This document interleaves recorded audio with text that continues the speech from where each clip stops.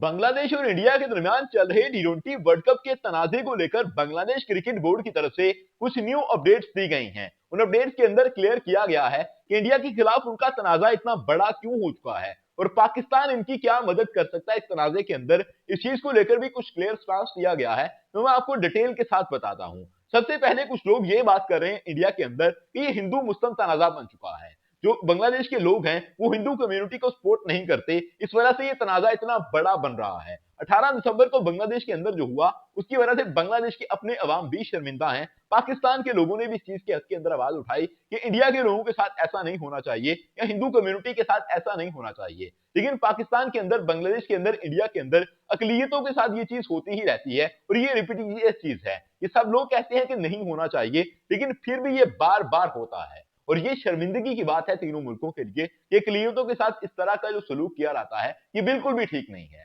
लेकिन Bangladesh cricket board जो कुछ कर रहा है इसके पीछे हिंदू मुस्लिम कम्युनिटी का कोई भी तनाजा नहीं है, क्योंकि बांग्लादेश ने अपना टी20 वर्ल्ड कप का स्क्वाड अनाउंस किया, उसके अंदर लितन दास को इन्होंने कैप्टन बना दिया। अब लितन दास मैं आपको बताऊं तो लितन दास एक हिंदू कम्युनिटी से तल्लक रखने वाला बंदा है और उस बंदे को उन्होंने कैप्टन बना दिया। अगर हिंदू मुस्लिम तनाजा होता तो टीम का लीडर हिंदू ना होता, लेकिन अगर टीम का लीडर हिंदू बनाया गया है तो इसका मतलब है कि हिंदू मुस्लिम तो मामला नहीं है। फिर लोग कह रहे हैं कि मुस्तफिजुर रहमान को लेकर क्या इतना भड़काव हो गया, क्या वो इतना बड़ा प्लेयर है कि उसको लेकर इतना बड़ा इशू बन सकता था कि केकेआर की टीम ने उनको नहीं खिलाया तो आपने इतना बड़ा प्रोपेगेंडा कर दिया, इतना बड़ा इशू कर दिया। तो मैं आपको ये बताऊं कि बांग्लादेश की रिपोर्टर इस चीज को बयान कर रहे हैं कि जैसे इंडिया के अंदर विराट कोहली की हाइप है, इंडिया के अंदर रोहित शर्मा की हाइप है, एमएस धोनी की हाइप है, सचिन तेंदुलकर की हाइप थी, सहवाग की हाइप थी, जिस तरह पाकिस्तान के अंदर बाबर आजम को लेकर एक हाइप क्रिएट की जाती है। इंडिया के प्लेयर्स को आप कह रहे हैं कि बहुत नामी गिरामी और बहुत बड़े प्लेयर हैं। पाकिस्तान का जो बाबर आजम है, बाबर आजम के बारे में बहुत सारे लोग कहते हैं कि इतना बड़ा प्लेयर नहीं है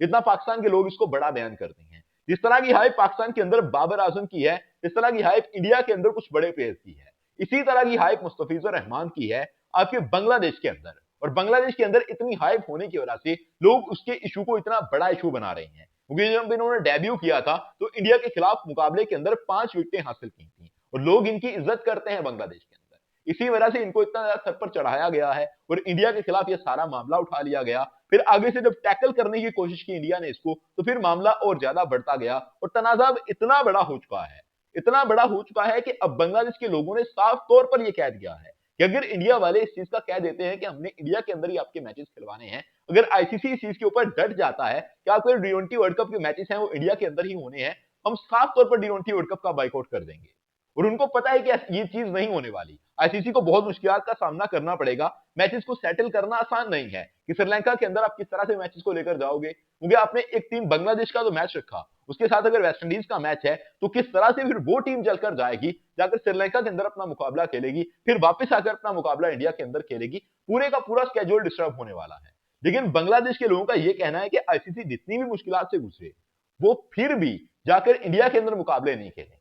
उनके पास कॉम्प्रोमाइज करने को कोई चीज नहीं है। अगर इंडियन क्रिकेट बोर्ड माजरत कर लेता है, उसे मुस्तफिजुर रहमान को खिलाने के लिए कह दिया जाता है, तो फिर चीजें सेटल हो सकती हैं और उस चीज के ऊपर इंडियन क्रिकेट बोर्ड अभी तक कुछ भी बोल नहीं रहा है। और मुझे ऐसा लगता है कि फ्यूचर के अंदर भी वो नहीं बोलेगा, क्योंकि इसके अंदर थोड़ी जिल्लत और रसवाई का मामला हो जाएगा, फिर आपकी अना का मसला बन जाता है और इंडियन क्रिकेट बोर्ड अपनी डटाई पर रहता है, वो डटा रहेगा। उन्होंने पाकिस्तान के साथ भी 3 साल का कॉन्ट्रैक्ट कर लिया लेकिन अपनी गर्दन नीचे नहीं की थी, तो इस वजह से हो सकता है कि इंडियन क्रिकेट बोर्ड बात ना माने और बांग्लादेश की जो टीम है टी20 वर्ल्ड कप का बाइकआउट करे और फिर लंबे अरसे तक ये तनाजा भी चलता रहे, जैसे पाकिस्तान इंडिया का तनाजा चल रहा है या फिर अफगानिस्तान ने पाकिस्तान के साथ एक कंट्रोवर्सी क्रिएट कर ली है, वो चीजें चलना स्टार्ट हो जाए और एशिया की जो क्रिकेट है वो इस चीज से बहुत डिस्टर्ब होगी, क्योंकि आगे चलकर जब एशिया कप आएगा तो पाकिस्तान की टीम पहले इंडिया के अंदर नहीं जाती है, बांग्लादेश के साथ हालात खराब हो जाएंगे, पाकिस्तान अफगानिस्तान के हालात पहले ठीक नहीं है, श्रीलंका की एक टीम बची है जो कि किसी के साथ कंट्रोवर्शियल नहीं है, बाकी सारी टीमें कंट्रोवर्शियल हो जाएंगी। अब मैं आपको बताऊं कि पाकिस्तान की टीम इनकी कैसे मदद कर सकती है। बांग्लादेशी रिपोर्टर्स का यह कहना है कि अगर वोटिंग सिस्टम आ जाता है,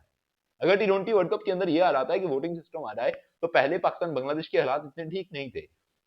हालिया 2 वर्षों के अंदर ही इनके क्रिकेट के हालात ठीक हुए हैं। पहले एक दूसरे से मुखालफत करते थे और बांग्लादेशी क्रिकेट बोर्ड बीसीसीआई के साथ लड़ा होता था, लेकिन अभी वो ये डिमांड कर रहे हैं कि पाकिस्तान जो टीम है, पाकिस्तान का जो क्रिकेट बोर्ड है, ये बांग्लादेश के साथ खड़ा हो और उनको वोट करे। अगर ये उनको वोट करेगा तभी वो जीत पाएंगे, क्योंकि इंडियन क्रिकेट बोर्ड के साथ ज्यादा टीमें खड़ी हो जाती हैं और उनके जीतने के चांसेस ज्यादा है वोटिंग सिस्टम के अंदर। तो पाकिस्तान से इस चीज की डिमांड की जा रही है, अगर वोटिंग सिस्टम की तरफ चीज जाती है तो उनको सपोर्ट किया जाए।